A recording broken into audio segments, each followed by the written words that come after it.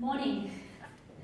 Welcome to Reveal Your Magnificence, and I'm so glad to have you here because this is something that I have been wanting to do for the longest of times, and I'm glad that I've taken this first step to many more steps to come in the future.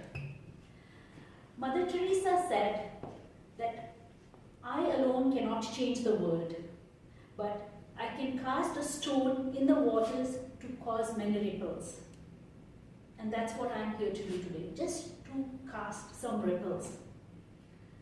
So I have this vision. My vision is to have one consciousness where people come together and really become one.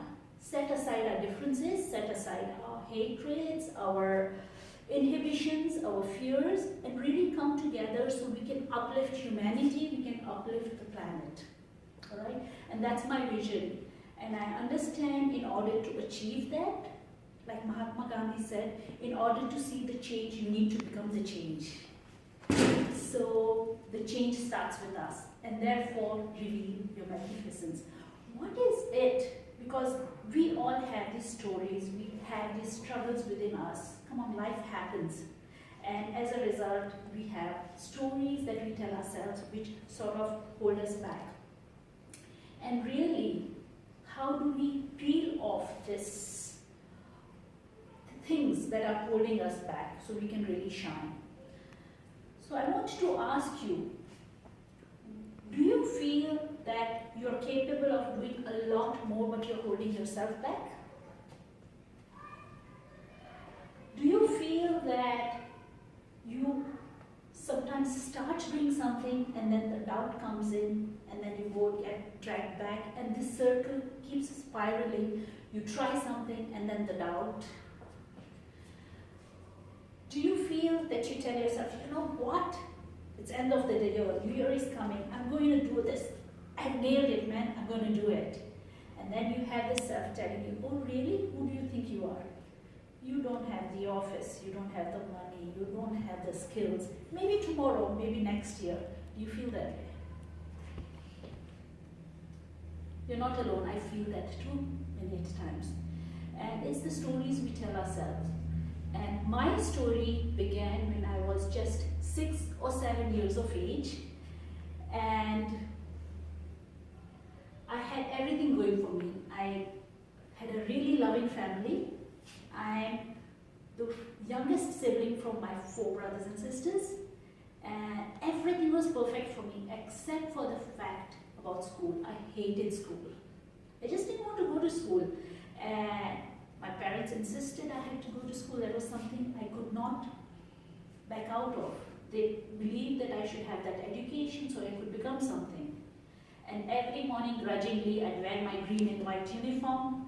My mom would braid my 2 hair ponytails, and I'd carry my bag and walk grudgingly to school, dragging my feet and thinking, life is so unfair. I just hated school. And then I would enter the class, and my only solace was that I had the last seat in the classroom. And I felt, wow, I felt that I was hidden, I wouldn't be seen, and I'd be fine. And I'd go to my classroom and settle down.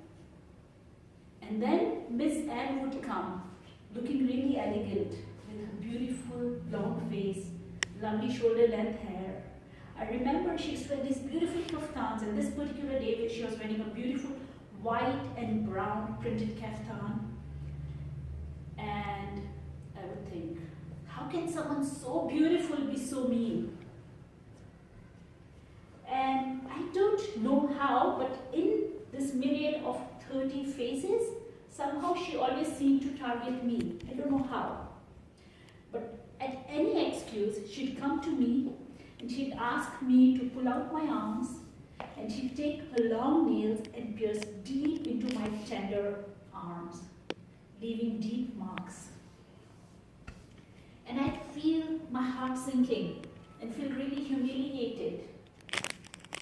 And as if that wasn't enough, she'd ask me to roll up my fist, and she'd take her 12-inch ruler and hit it. And I can still feel the vibration of that.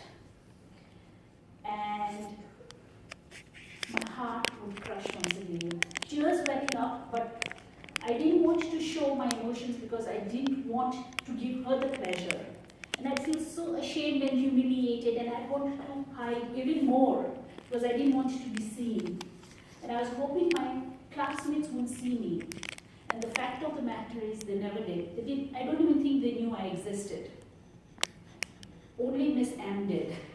And that too, so she could practice her skills on me. And so, with it, I carried my story. So, it revolved around the 3 S's. It was my story, it was the stoppers, and self-fulfilling prophecy. So my story was, I'm not good enough. I don't matter, I'm not worthy. My stoppers as a result, things that stopped me from moving forward was, I was procrastinating, I was hiding, I was avoiding. That became a pattern. And the funny thing is, I looked for events, situations where I was failing, I was not good enough, and I was telling myself, see, I told you so, you're not worthy. It's like I had this crazy thing to prove my theory, my story right. So I was perpetuating and creating this self-fulfilling prophecies for myself. And I want to ask you, are you creating the story? What story are you creating in your life that is keeping you stuck, that is keeping you playing small?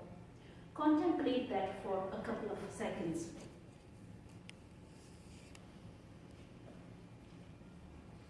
Yes, we all have that, right? And as a result, I started looking for things because I didn't want to be confined to this anymore. And I remember someone saying that whenever you have a desire, the fact that you have a desire, you have an absolute way of achieving that desire. Absolute. Because the fact that it's in your radar means it's achievable. If it wasn't, it won't even be in your awareness. And I thought that's such a great thing, and it raised my hopes. And when I was around 14 years old, as I was searching for my answers, I remember entering my brother's room, Hassan, and he was an ardent reader. He had this stacks of books. And for some reason, I went and picked up this book. I don't even remember what the title is. It's a thin book, around 80 pages or so, light green cover. And I remember reading that book, and it's about how do you overcome obstacles in your life. And I didn't know what I was reading, but I was amazed at what I was reading because it was a totally different area of possibilities for me now. And there's one particular story which I remember clearly, which was a defining moment for me. And that story was about this man who said he's going to train himself mentally and he's going to walk on water from one end to the other. He's just going to walk on water. And so he goes to this pond and he starts from one spot and he actually walks as if it's road. He walks to the other end. And I was in awe when I read that. It just like, for me, it opened up so many doors that there is nothing impossible. Like anything and everything can be achieved when I read that story. Now I don't know if that is true or not, but for me, it just was a new dimension. And so I tried, and I tried to find things so that I could overcome my story. And some days I did, and some days it wasn't too good. It's just like what I read about how they train elephants in India. I don't know if you know how they train elephants. What they do is they tie one end of the rope of the elephant to the foot and the other one to the tree trunk. And when the elephant is a baby, the baby tries to move and it walks maybe a step or two, but then the rope tugs at it and it can't move ahead. And the elephant tries and tries. That day, the following day, the day after that, And it keeps trying and trying, but the rope keeps struggling. Now, when the elephant grows up really huge, guess what? The elephant can easily walk and take the tree with it. In fact, oftentimes, the rope is not even tied at the other end of the tree. But the elephant has conditioned its mind that it cannot go. It's set its parameters. And essentially, that's what I had done. And I started looking at my life and started seeing how it was affecting the story and other stories that came along in my other areas of my life. And what I noticed was I kept changing schools because of my experience with that particular event or events that happened around that time. I kept changing cities. I kept changing countries.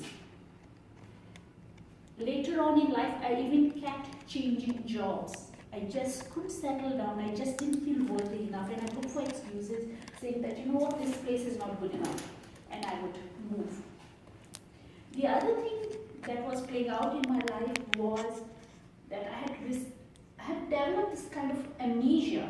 So I don't remember, to this date, zilch. Anything that was taught in school, I don't remember a thing. And this carried on in other areas of my life. And it was profound.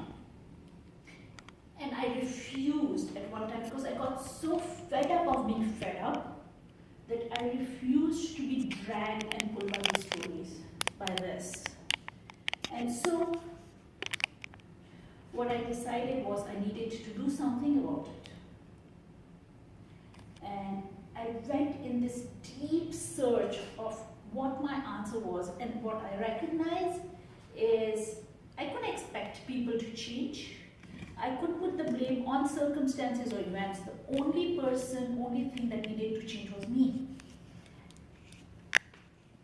And I could hear sometimes my self-talk saying, yes, you can do it. And then other times, you cannot, you're just born. I felt like I was born a faulty piece. Like somehow, during the creation process, some mistake had happened and this was a faulty piece, right? And I kept putting myself down. And then I'd hear a small voice telling me, you can do it. And I said, what? You can do it? And it was trying to tell me I could do it, but somehow I didn't believe in myself.